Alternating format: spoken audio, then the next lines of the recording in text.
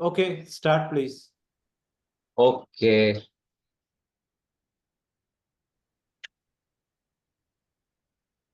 So, see, what I did was based on the poll which I had taken in our group. I tried to cover the topics which have been voted by most people, and whatever topics remained out of that, I have kept in the last slide. We will try to cover all of them. So let me start with the main first topic was keeping track of expenses. So this, of course, first of all, not everyone may be required to do it. This depends on, what is the kind of income level you are having and how you are able to manage your expenses as well as saving goals through them. So it is something which in fact, generally, I will try to make everything very fluid. Nothing is hard and fast. It is like you have to, I will just make you aware, then you have to decide what is necessary for you. And, you can take steps accordingly. In my case, when I started earning, uh, just after marriage, I think was around the time when I uh, tried to make an Excel spreadsheet.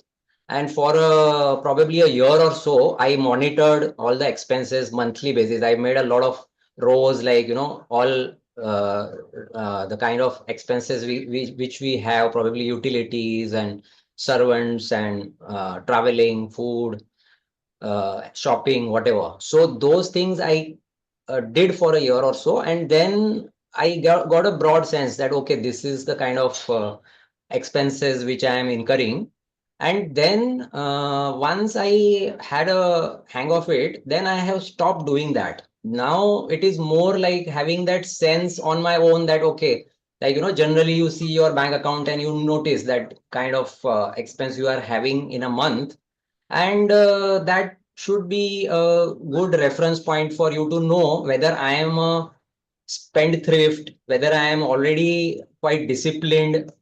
Then that self awareness will motivate you to take action, that okay, now should I be doing something about this, or I am all right taking care of the things.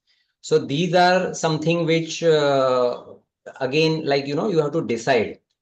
Mainly, if you are doing this, then you have to try and categorize your expenses into essential things versus wants, or discretionary expenses. And then after a few months, probably you can just see the summary, that what are the fixed costs which I am having and what are the discretionary costs that I am incurring, and whether I can cut down on them. Is it even required that I should cut down on them based on my earning potential? And accordingly, you can try to see how you can, attain some kind of optimization. Because the main thing, the purpose of all this is to make some amount available for investment. So that is the purpose. And when you start saving, I would say first you look at those emergency funds, uh, start with insurance, start with some basic goals that, okay, these are the purposes for which I want to save. And then you move to more aggressive investments, which, like whether it is mutual fund or whether you want to go for direct investment in stock market, etc. Those things should be gradually gone for, because, many people just jump into everything right from the beginning. And one very important thing is uh, trying to ensure liquidity, because you never know what kind of unforeseen expenses may come up. And sometimes what happens is, because of liquidity crunch, you will be forced to withdraw from an investment which was for the long term, and then you don't get the benefit, because all these long term returns are very lumpy in nature. You will not get a fixed kind of return every year. Some years you will be getting probably 2x or 3x, and then there will be negative returns. Then there will be just, choppy markets. So all those things will happen. So my suggestion will be that you first build some emergency fund, you make some FDs or some other debt kind of investments which will give you steady return, and then start taking measures for beating inflation. So, and for retirement also, you should earmark some amount that okay, this much I should be putting in the investment which I want to use for my retirement. So those things, in fact, retirement, there is a slide, so we will again revisit that. But that should be kind of a broad, outlook that you should have. Then budgeting is again something that is to ensure that suppose you decide that every month 30% or 40% of my earnings I want to save. So then you have to manage in the remaining amount all your expenses as well as discretionary, whatever shopping or other things, traveling, etc. So that you can do by trying to budget in the beginning that this much I will apportion aside. Now, what is comfortable for you? Like some people may have a separate savings bank account. So there is a salary account, and then from there every month they will transfer some amount to the other bank account and will not touch it for their expenses. Or nowadays, like, even because of all this online technology, whether you look at credit card, whether you look at bank accounts, a lot of them, they give summary as well, based on the bank statement itself, that, what are the, like a pie chart, that what are the kind of expenses you are incurring. So maybe you can depend on that to get some idea, and make that habit that some amount I have to remember to push to my savings every month. So that is something like you have to try and develop. Now, if you are doing the tracking of expenses, again, uh, it is not required to be done forever, is what I have tried to jot down at the end. There is something called the Pareto principle, usually science and all, you probably economics also you might have learned, where it said that 20% of anything will give 80% of the results. So when you look at your breakup of expenses, just like one example pie chart I have posted on the left, you will realize that there are one or two things which are actually occupying major chunk of your expenses. So you can look whether you can optimize that rather than trying to, save the pennies. Look at the major expenses which you are having and whether you can take steps to reduce that. Or if there is something which is discretionary, then whether you can reduce that for the time being. So these things, so don't get too much into the nitty gritty about doing these things. Nowadays we have apps as well. Even while making GPay also, you can just put a comment, and so many ways one can nowadays remark what are the expenses I'm doing it for. So things should be kept simple and easy to do. Otherwise you will get bogged down because of that. And also this thing will make you aware that, maybe my aspirations or ambitions are higher, but right now I am not earning that much. So you can, one main, I mean, I would say, instead of, like, when we say investment, it is always perceived to be finance, but main investment is in our own skills and capabilities. So you should look at maybe some kind of a side hustle, or, using your any skills that you have for any kind of extra work and earning income, and probably whatever, like, works for you, like your hobbies, passions, something that you feel that you can increase your earning. Or in your whatever is your stream of work, you try to upskill yourself via different certifications or anything, and try to increase your income, because everything else, savings, investment, it will all follow from your income. So you should always try and see how you can increase that, from which you can start your savings. Okay, so yeah, I feel I will continue everything, and then maybe we will have question answers. Is that okay? or do you want to maybe discuss something right now? I'm okay with either. If anybody wants to ask questions, you can raise your hand in the Zoom app, or you can also leave a comment in the chat box. Yeah, I okay. have an input K. Yeah, I have an input K. We can, because once question answers will start now, then the presentation will get backtracked, So we can jot down our questions, and towards the Okay, end we can have a question answer session. And all of us great. can jot down our questions so that we know what we need to ask. This is what I Sure. think. Okay. I would say if there is a simple clarification to be asked that takes 5 seconds, that should follow immediately instead of waiting till the end. Okay. All right. So I hope the initial part was clear. Anyways, let's move to the another topic which was having a lot of votes, which is about taking insurance. Now, broadly, there are three categories we can consider within insurance. First is, of course, life insurance. Then there is health insurance, and then there is general insurance.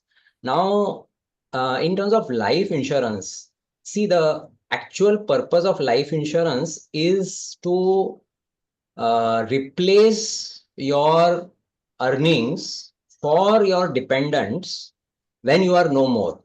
So some people get very emotional, like they will cover even non-earning members. Like if like there is no reason actually. I mean, if you are doing it very rationally, then there is no point in taking insurance of people who are not earning.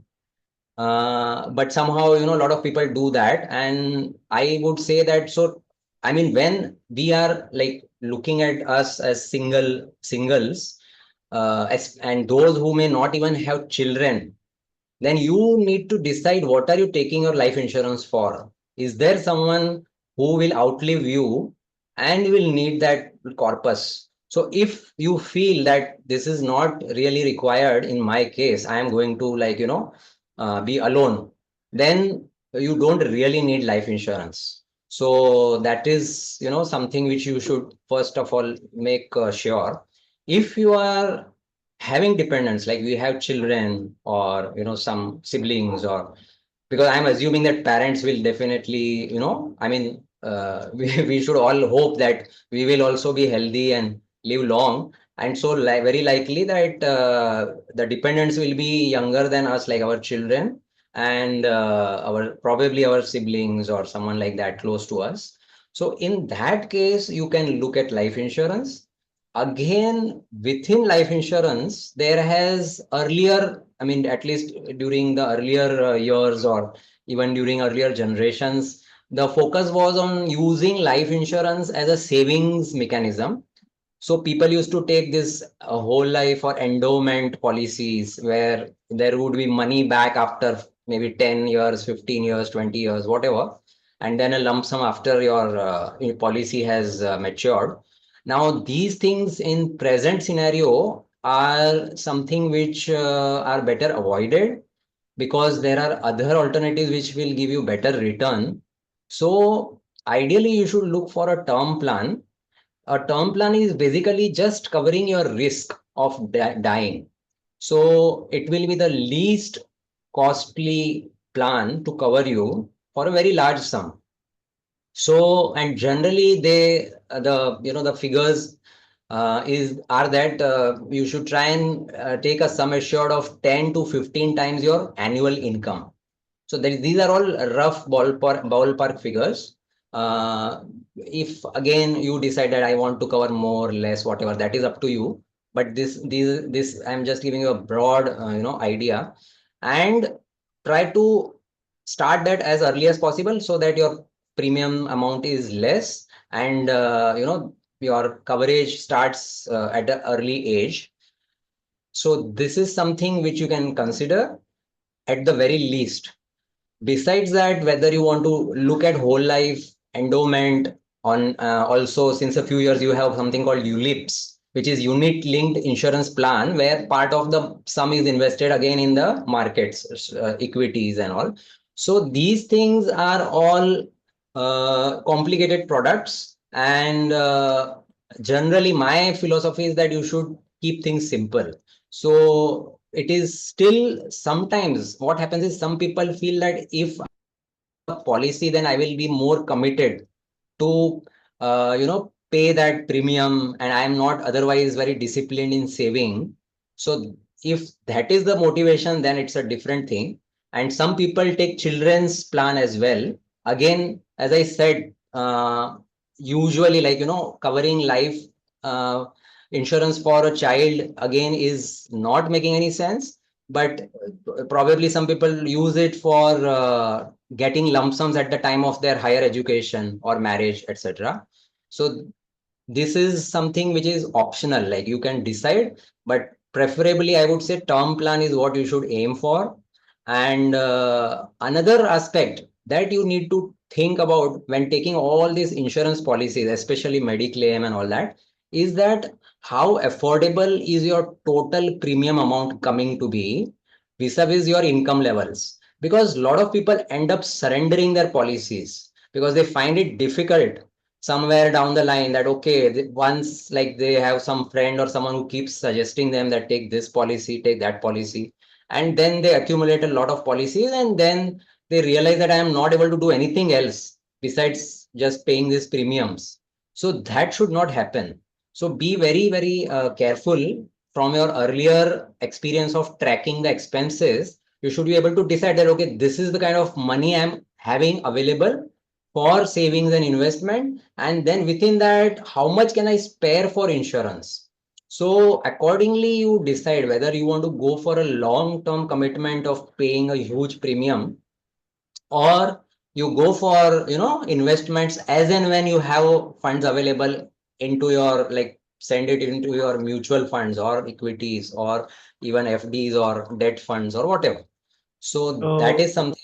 if I can just make a comment, you don't just track your past expenses to get an idea for the future, but also keep a projection of future expenses based on current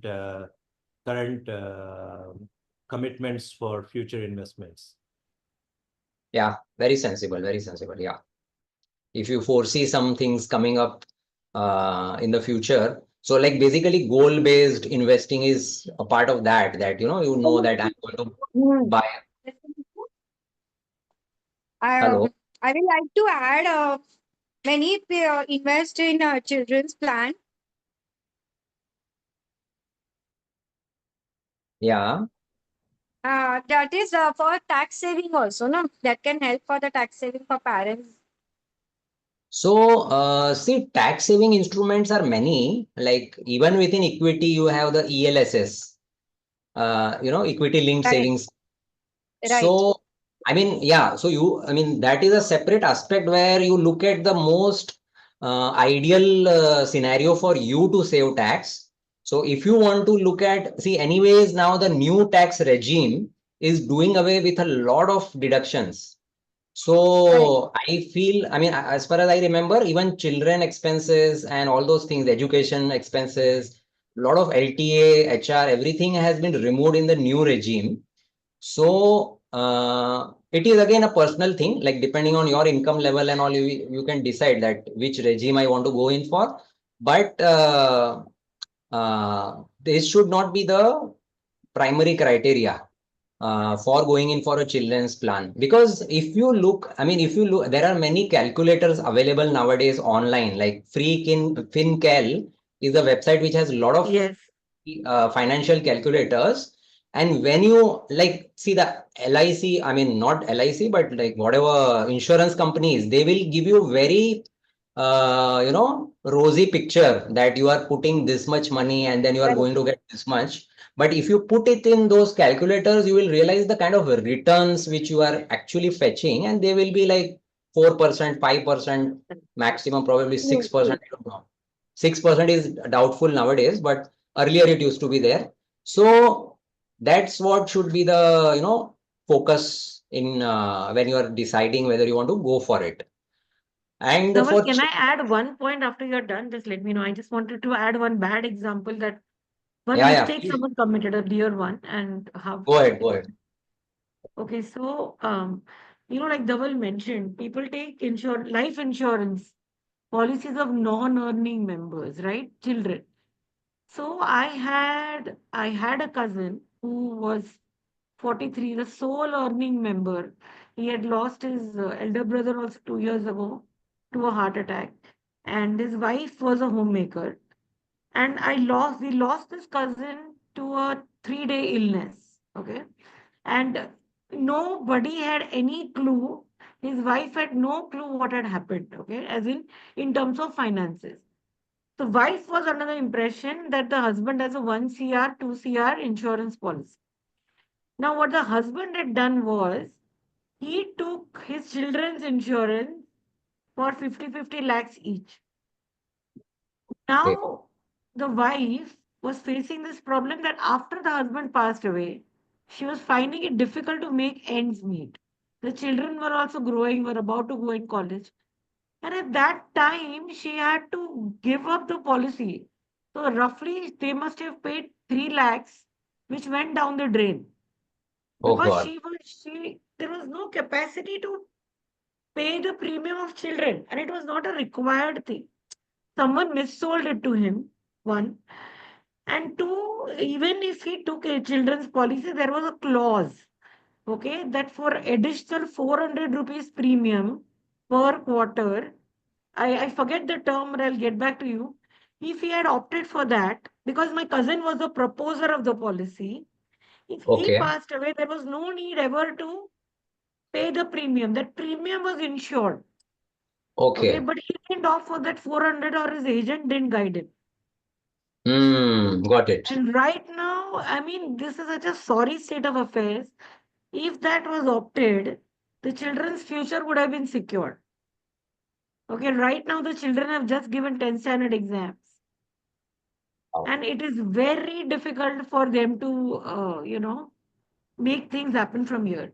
I mean, these were small mistakes for which a very big price has been paid. And one more point I would like to say, when we say I will take a 1 crore, I don't know about term insurance, but other stuff, endowment, stuff like that. Even term insurance, we might have this. If possible, break up your policy into, like 20 lakhs each, five. Why am I saying this? My family has been into insurance. Let's presume my income is slashed by 25% because of COVID, right? I do not have the money to pay entire 1 crore ka premium, but I may have the possibility to pay 75 lakhs का premium. So I will let go. In my worst case scenario, मैं बोलूँगी 25 लाख का छोड़ दो. I will pay the premium for the 75 lakhs. So at least my policy is on. Otherwise, everything would have Yeah, lapsed. this is a very good point. Very sensible. Yeah. So Very is there, sensible, yes. so does the sum of multiple individual policies equate to the same as one whole policy, or does it come? Yeah. Okay. Equates to one whole Then policy. you should just break it up into as small as you can. No, not as small as you can. Otherwise, it will be a lot of paperwork, which you will hate Yeah, going ahead. you may want to So have Yeah. practical. just make it like अगर 1 करोड़ है तो उसको 4 या 5 हिस्से में बांट लो so that premium is divided. And I was suggested the same thing for the emergency fund as well. पूरा Right. Fund एक ही जगह एक ही एफडी बना के उसको भी Correct. स्प्लिट करके रखो, ताकि Correct. आपको एक इतना छोटा ही सम चाहिए तो एक ही एफडी तोड़ना पड़े करके. Yes. Exactly. So make as many FDs as you want, just break them. Correct, Yeah, correct. absolutely. Nowadays, 6 because minutes 53 seconds this meeting is going to end. So इसी link पे वापस log in करना to continue discussion. हाँ, in 6 minutes. हात तोंड धुतल्यावर There are 6 Amla. minutes left. I will have spend some a opinion on 1 this. minute mark. I request all the cute little pretty angels to keep themselves mute. There are 6 minutes left. I'll send a reminder at the 1 minute mark. Okay. Okay. Yeah. I think Dhaval can continue till then. Yeah, so very, very good points by Ami. like that earlier case, it was like a double whammy there, like you are not even gaining benefit out of the insurance, and plus you have to pay premiums as well. So yeah, I mean, this thing is this is an example to point out that in finance, there are people who have the right intentions, but they have not been guided. Like there are people who are ignorant about finance, but there are also people who know that, okay, I want to do this, and maybe they take a wrong decision and they end up suffering for that. So that is where you should make yourself well versed with finance and try and go deeper into anything where you are committing your money. So that is my advice. Okay, then moving on to health insurance. So mainly in that comes the Mediclaim, which nowadays, considering the medical expenses and the inflation in medical costs, it is a must. Even like, more, this should be like a priority. And again, medical premiums are more expensive compared to if you take a term plan, then like 1 year will be probably 15,000-17,000 or something like that. Depends on the age bracket as well, but reasonable enough. But Mediclaim, like even if now we consider a 2-member Mediclaim policy, then ideally we should look at covering or reaching 25 lakhs eventually. Maybe right now you may feel that I cannot afford that much, so you may decide to start with 10 lakhs or 15 lakhs, but that would be inadequate if you end up facing some kind of serious disease or hospitalization, etc. So you should at least aim for reaching 25 lakhs, and then with no claim bonuses, etc. There are policies which go up to 100% of the sum assured. So you can reach up to 50 lakhs just by continuing that policy. So this is something which you should definitely consider. Some like those who are working in organizations, they have their group policies, but I would still suggest that you start having your own policy, because whenever you switch jobs, and those benefits may go away suddenly, and if you have a personal and insurance policy, whether with family or single, then you will have a history with that like the insuring company. And for pre-existing diseases or such, there are some things which coverage starts after a year or 6 months or whatever. So in those cases, you will not be totally left in the lurch. So that is something which we should look at. And then there are some critical illness policies. Now, sometimes this can be also taken as an add-on, even in a life insurance policy. But this is a call you have to take based on maybe your health condition, your family history, etc. Because if you feel that you are at risk to contract certain kind of diseases, then having a better coverage for them will be useful for you.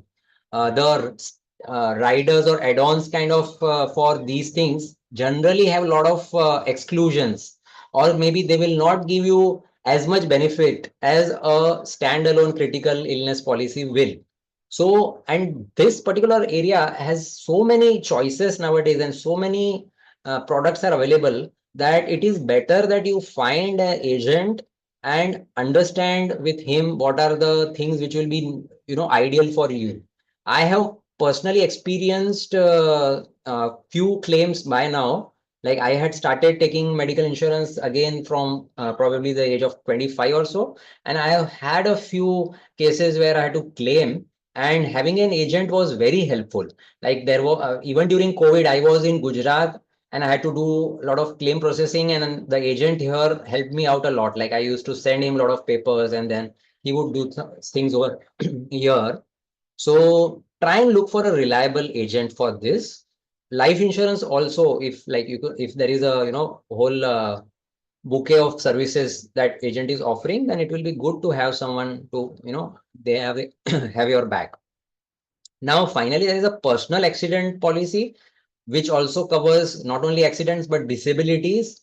This has again low premium amounts compared to mediclaim or such things, use normal life insurance. It is probably slightly lesser even than term plan.